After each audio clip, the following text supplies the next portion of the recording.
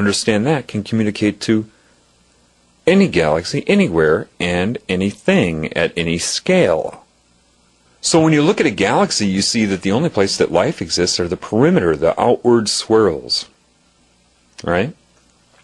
That's the area that life can stand at. That's the blending of the dark energy and the galactic solar body energy. And so in the perimeter, that's where you're going to find planets that can sustain life. Earth is the same thing.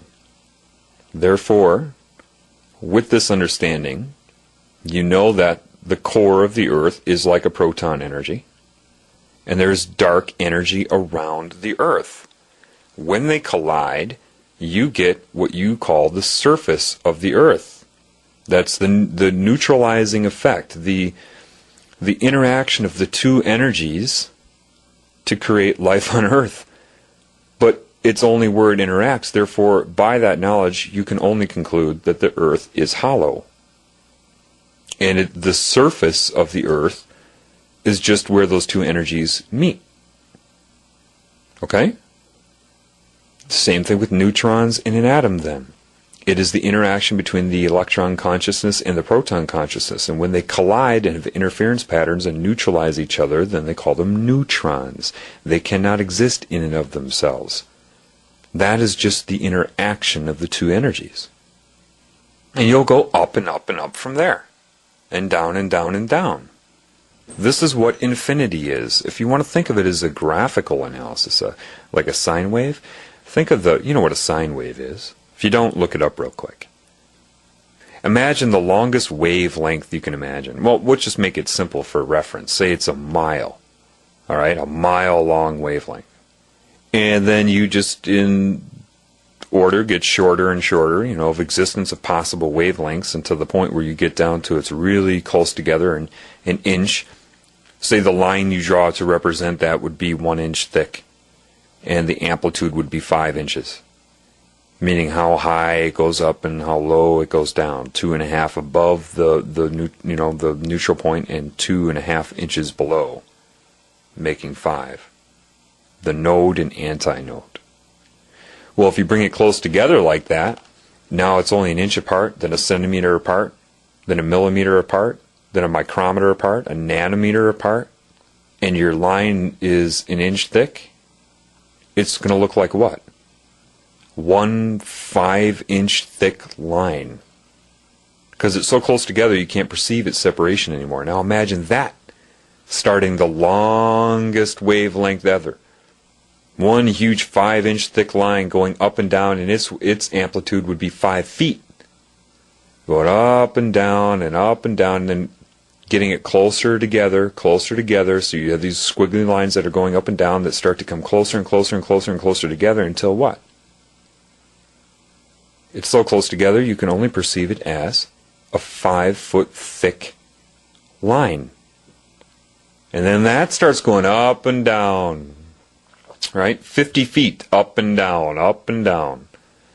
Bring it together, it's pretty soon the wavelength is so short, frequency, in other words, that becomes a 50-foot thick line. That is scalar jumping, the change in scale.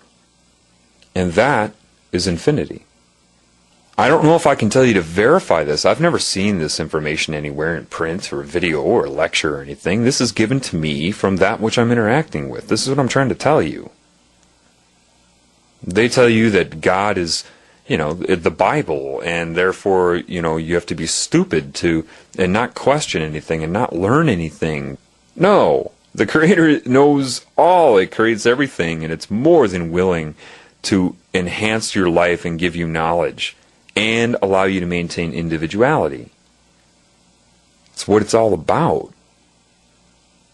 You become anything but stupid when you connect to the Creator. I've had light explained to me. Why is it particles and wavelengths? I know why it is.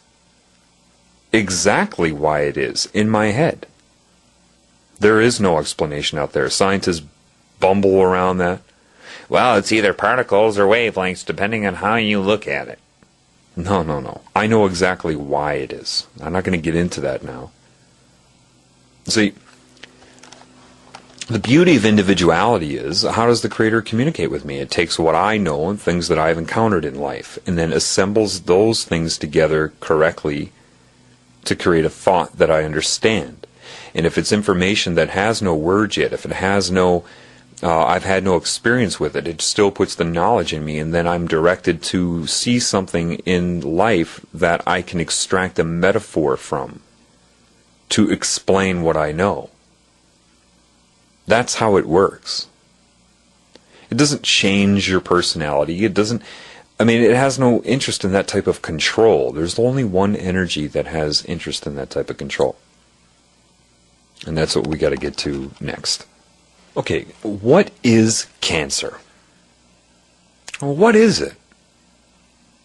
People can assess it and, they can say, well, it can be a virus that inserts an oncogene, which is a cancerous gene in there, or a vibration that triggers the turning on of an oncogene.